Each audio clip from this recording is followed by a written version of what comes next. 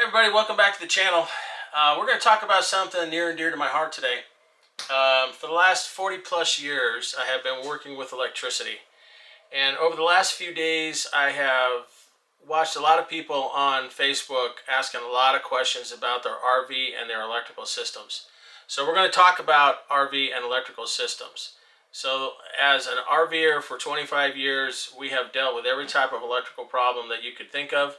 And so we're going to talk a lot about how to prevent yourself from getting into situations where you have no idea which way to turn and what to do.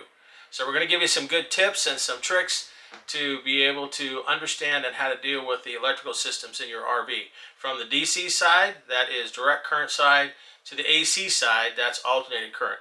Now I am not going to explain to you what AC and DC current, volts and amps and all that are, because you can go to many different YouTube sites and get that kind of information. As a matter of fact, I would recommend that you go to Will Prowse. He does a lot of solar installations, talks about solar and battery. He actually has a video on basic electricity.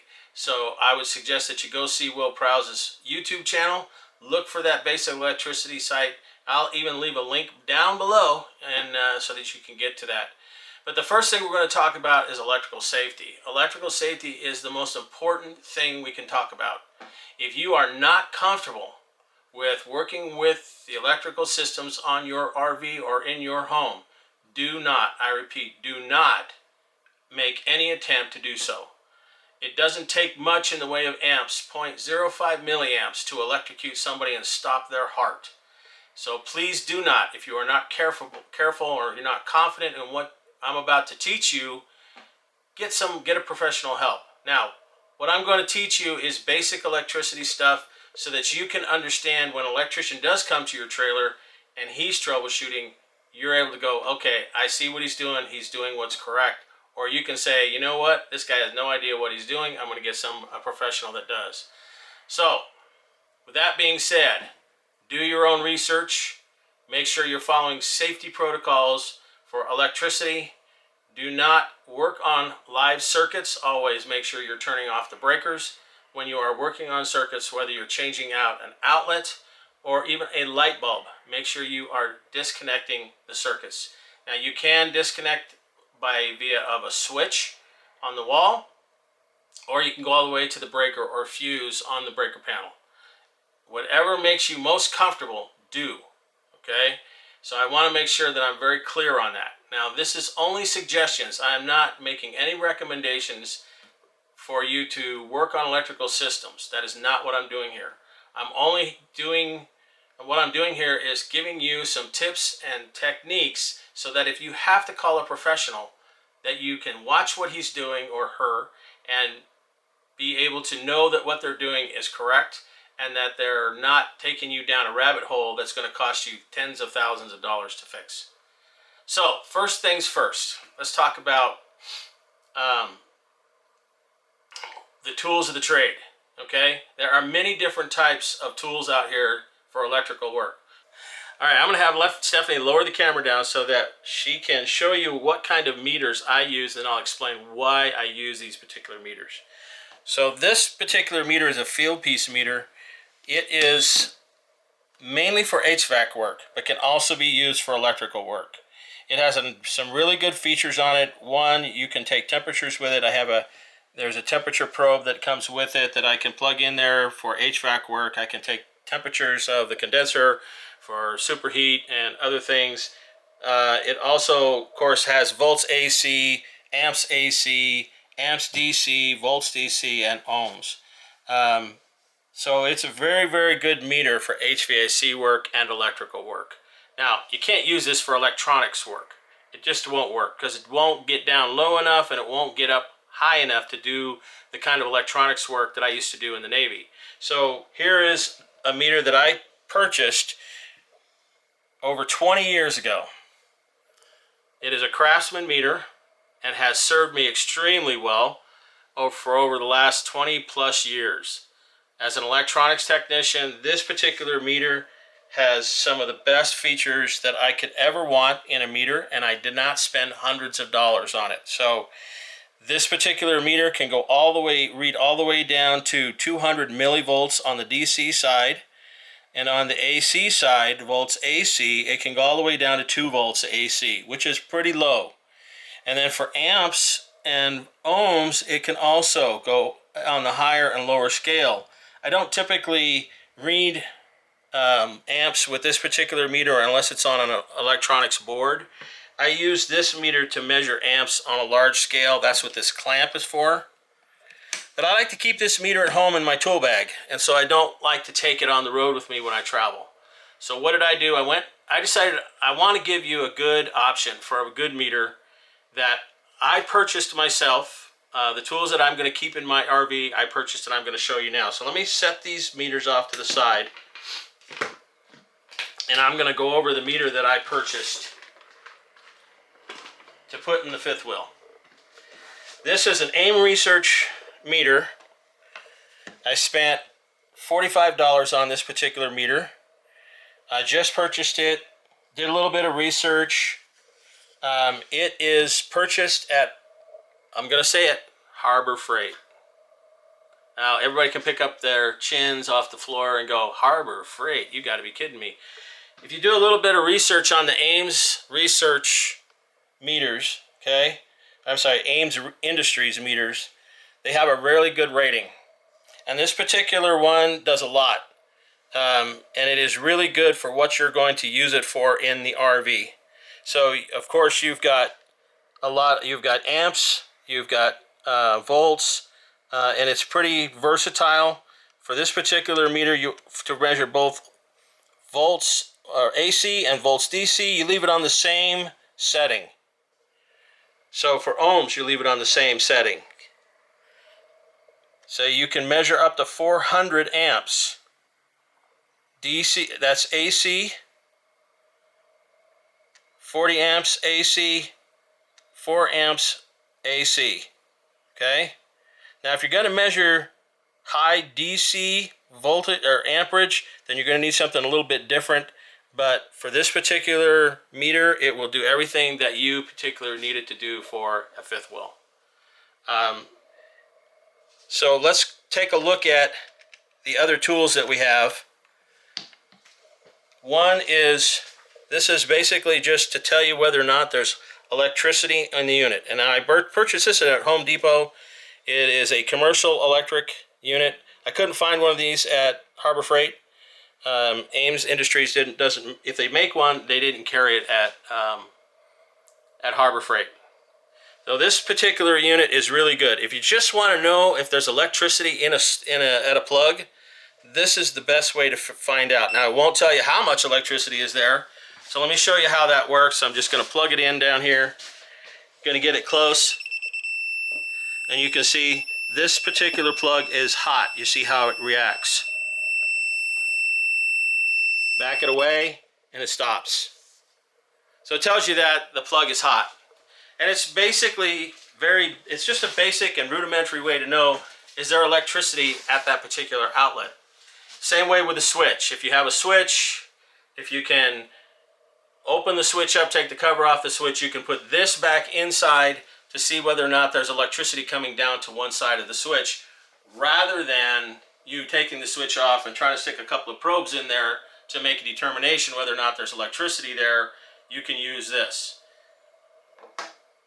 And last but not least, this is a troubleshooter. Now, I don't have any bad circuits in the fifth wheel, so I can't show you exactly what a bad circuit looks like, but I'm sure that if you go to any website that talks about this particular device, and this is a test GFC condition device. So if you have GFC outlets, this is the best way to do it.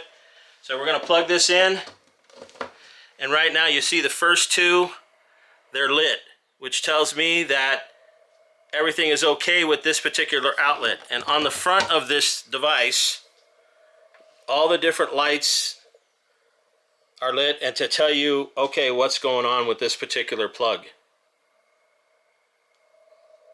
Okay? All right. So now that we've talked about tools of the trade, let's talk about things that you should do first. The first thing you need to do is you need to know where all of your breakers and fuses go.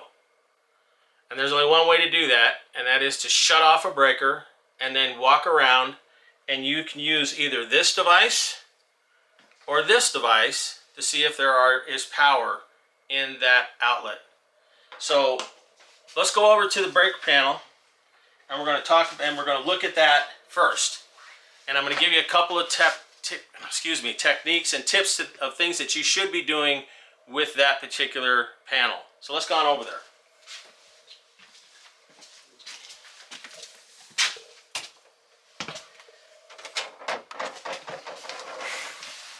Okay, so with the cover over the panel, you really can't get at anything. So what you need to do, and you need to do this every year. The first thing you need to do is you need to unplug the fifth wheel or the trailer or the motorhome or whatever it is from the pedestal. And then you need to go and you take the cover off. For in this case it's 4 screws. And then down here at the bottom are going to be all of the screws, just like a regular breaker panel, with the wires coming in and being tightened down by the screws. Now keep in mind that a trailer or a motorhome is nothing but a rolling earthquake. And so everything loosens up over time. You need to make sure that once a year you go in here and you tighten up every one of these screws. So the first thing you want to do is you make sure to remove power.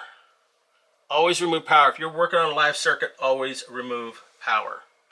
So now we don't want to remove the cover right now. It's really not necessary. What we're going to do is we're going to figure out what all these breakers do. Now, hopefully,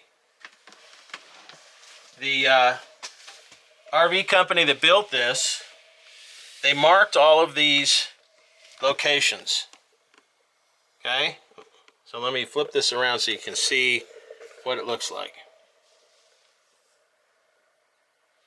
Okay, so, and they're all different zones. It says zone 1, zone 2, zone 3, and you're going to go, what in the heck is all that? It's interior. This is what you need to, this is where you need to figure out what all of this is all about. And the best way to do that is to start with doing that. You can do it a couple of different ways. You can just turn everything off.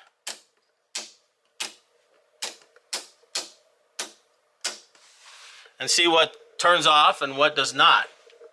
So right now, the lights are all still on, and you're probably going, okay, well, what happened here? Well, the lights are all DC.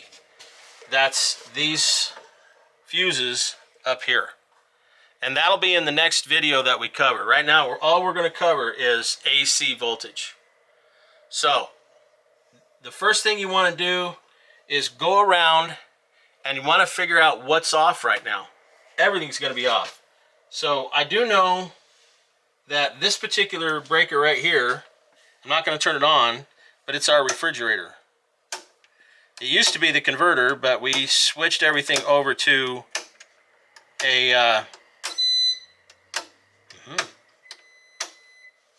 you can hear beeping going on back there. So you know things are turning off and turning back on as we turn things on and off.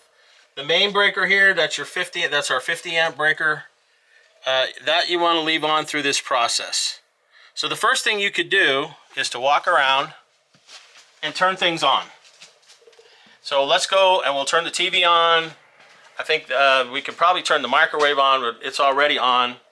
We're not going to turn the fridge on because I already know what circuit that is. So we're going to grab our device, we're going to turn it on, and then we're going to turn things on like the TV. And you need to do this and be methodical about it.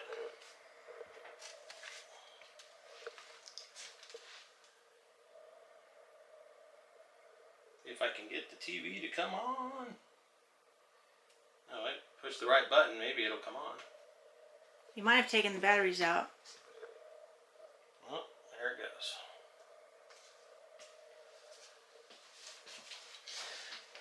Now this particular TV is not a smart TV, but if you'll notice right here, this is a Roku device. I didn't want to spend more money on a TV, so I didn't do it. So, yep, there we go. All right. So now we know the TV is working, and then we're going to turn on. We can see here the stereo is on. Now that operates off of 12 volts, so you're not going to be able. That's not going to be turned on or off. And we're going to turn on the our fireplace, and we're going to find out what turns those on and off. And what you're going to do is you're going to grab a pad of paper and a pen, and you're going to write down which breaker it is that turns off these devices. And as you're going around, and you're going to be using this device right here, you're going to be checking outlets. And you can hear the tone. That tells you that whether or not the outlet's working.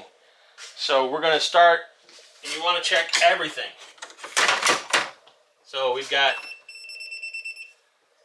okay, it will not check the USBs. It actually, because there's enough juice right here, that's what it's going to show. But you've got a light right here that tells you whether or not the USB is working. So we're going to grab a pad of paper, and we're going to start writing down what turns off and what turns on. Alright, so I got my pad of paper and pencil, so I'm going to start with zone 1.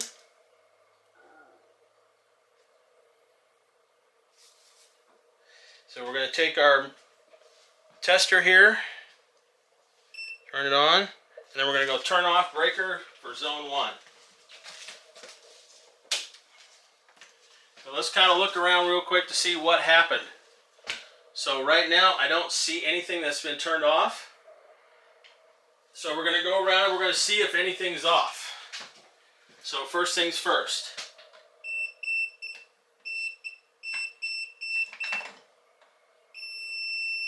Okay, that one's good. We're going to check the GFCI outlets here. That one's good. This should be on the same circuit. Okay, that one's good. So we're going to go check back here with the outlets back here. That's good. That one's okay. All right, so now we have an outlet that's back here. So the best way to check that is just stick this back here. There's a cord plugged into it. And you want to just check it to see whether or not you have juice back there. Let me turn itself off.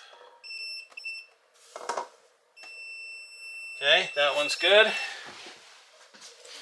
And we're going to check this side. You can see the little light right there. That tells me that there's power there. I can check it anyway, but we definitely have power there. And we have power here. Okay, so zone 1 has nothing to do with the kitchen or the dining room. Now let's check the washer and dryer connection and see if maybe that's what zone 1 is. Oh, that plug is okay. And then we'll check the dryer where the dryer is going to go eventually. And that's good too. So we don't have, so this entire area looks like it's checked with the one exception. And I have lights right there where our walkie-talkies go. So I know that that's good. So now we're going to go into the bathroom. We're actually going to also check our max airflows. That one's working fine. And I know that this is working because the two GFCIs that are on the kitchen sink are tied to this GFCI outlet right here. So I know that that's working just fine. So let's check real quick our HVAC unit to see whether or not it is working. And it is coming on. Yep. So let's leave it on to see whether or not it actually comes on. And we'll lower the temp down to force it on. Give it a minute to turn on to see whether or not it comes on. If it doesn't come on, that tells me that zone 1 is our HVAC, but it's not because our HVAC system came on. And now we'll go ahead and shut it back off. Wouldn't it be a pretty good chance if the light's on that it probably wouldn't be that? Yes and no. It depends on how it's wired. All right, so now... Watch the breaker there, yeah. Okay. we're going to check this AC unit up here. And it looks like it is okay. And we'll just let it come on to make sure. It's always better safe than sorry. Oh, I just put that stuff there. Okay, so now we're going to test. That came on. Aha. So here's the first outlet that's not working. So zone 1 is the outlet under the TV. So now let's check and see if the TV comes on.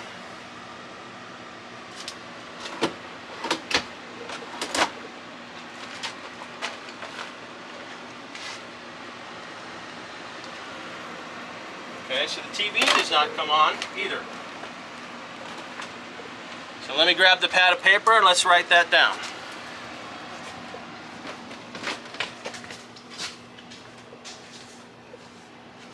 Did the remote feel like it was heavy enough to have batteries in it? Yep. So zone 1 is bedroom.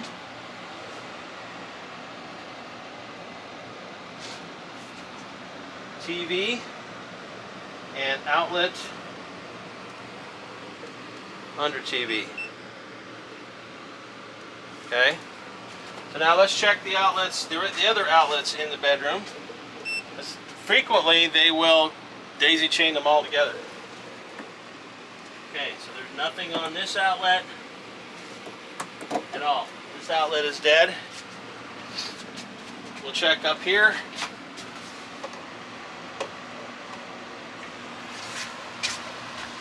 And we'll check up here. Okay, so basically the bedroom circuits are not operational.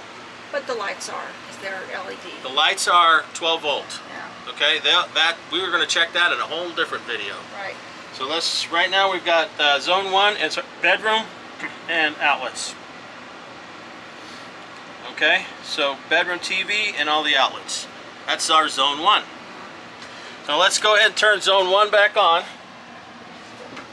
Could it possibly include the front bathroom too? Possibly, but I don't think so, because usually the front bedroom, or front bathroom is on a GFCI. Because it's so big? Well, because it's near water. Any outlet that is near water has to be on its own GFCI. But let's go take a peek.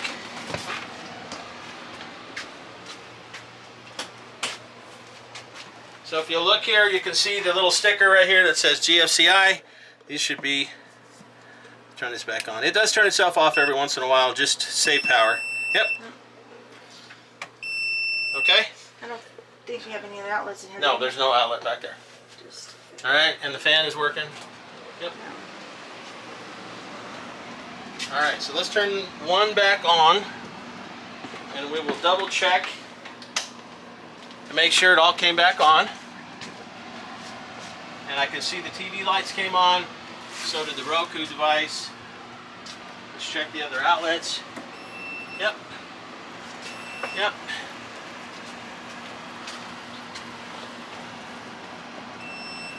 Okay, so we have confirmed, let me turn this off, that zone 1 is the bedroom. So let's do zone 2. And then this is the process that you need to take to know where everything is, what breaker everything is attached to. So now let's go to zone 2. Zone 2, we're going to start the same process. Zone 2, looks like our microwave oven has gone out.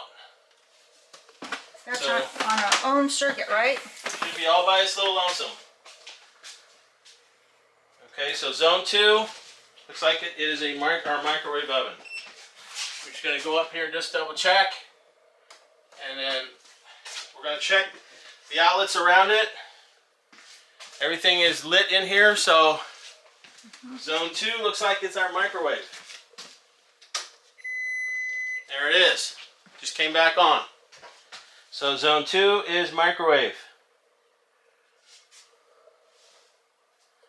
Zone 3. We'll turn zone 3 off. And now we're just going to take a quick peek around and see if anything has turned off.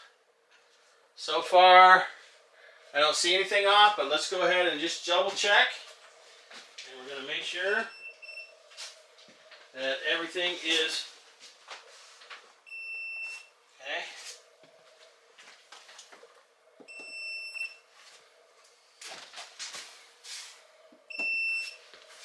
Okay, TV's on, fireplace is on. Do we want to double check the washer dryer? I'm going to do that right now.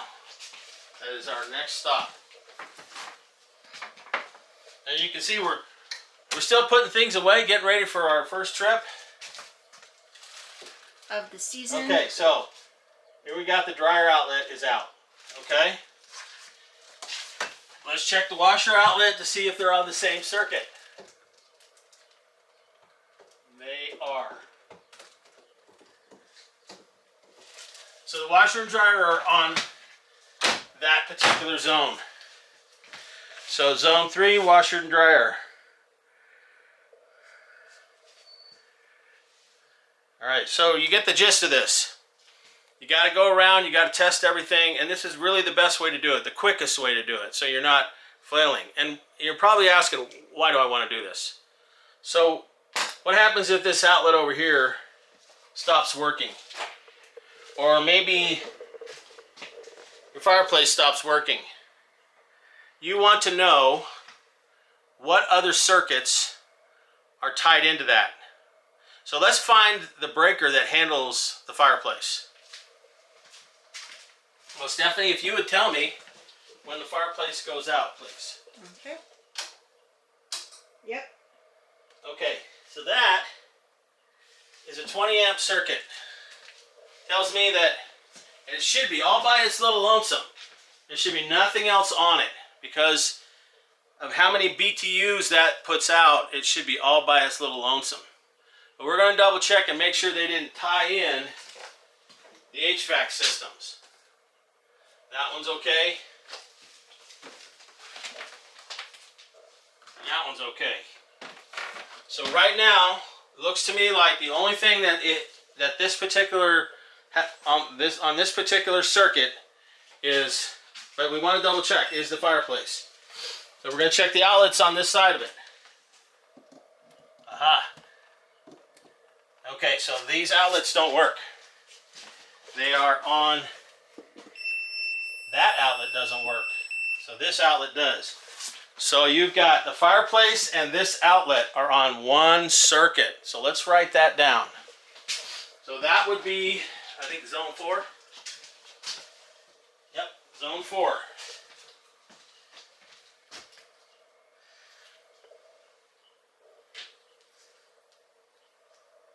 So what zone is the refrigerator on? Do you know? That is on the second to the last zone. So zone 4 is the fireplace. So it's the fireplace and the light situation with the fireplace, right? The fireplace and the outlet on the driver's side of the couch. And outlet. But what I'm saying is, it's the heat and the decorative lights are on the same. And Correct. The one It would be on the same circuit. Yeah. Okay. So now that we know that that's the case, we can turn this back on and double check it. That was the other beep. It probably has to be restarted. Okay. Well, you can see the light down there. Oh, Helps yeah. us know that it's working. Yep. And then we're going to check this over here. Yep. Good find, Daddy. Good find. So, this is why it's so important to do this, so that you can identify what breaker and what outlets and what devices are associated with that breaker. So now if I had, let's say this outlet decided to quit working. So I know, based on the work that we've done so far, that the wire goes from the breaker box over to the fireplace and then over to this outlet. So if that outlet quit working, my next step would be to pull this fireplace out and check the power going into this fireplace, especially if the fireplace wasn't working. Or to check the wire coming out of the fireplace and going into that outlet. So this is all important stuff, guys. Checking each circuit in that breaker panel to determine what goes where. That's the first thing that you need to do. And that's going to be the end of this video, because we want to make sure we don't overload you. We want you to go back and watch this video again a couple times. And then our next video is going to be troubleshooting the proper way. This will be the second video in this series of RV electrical. And then on the third installment, we're going to look at DC circuits and proper troubleshooting. And then finally, we're going to talk about inverters and solar systems. And we're actually going to show you how we have installed solar panels on this rig and how you hook them up in series and in parallel so that you can be able to run them in the right way. Well, this is Ron. I'm here for RV Weekenders. And I'm Stephanie. Please make sure you subscribe and like this video, and make sure you hit the bell so you know when we're coming. And don't forget to share. All right, well, take care, and we'll see you in the next video. Bye.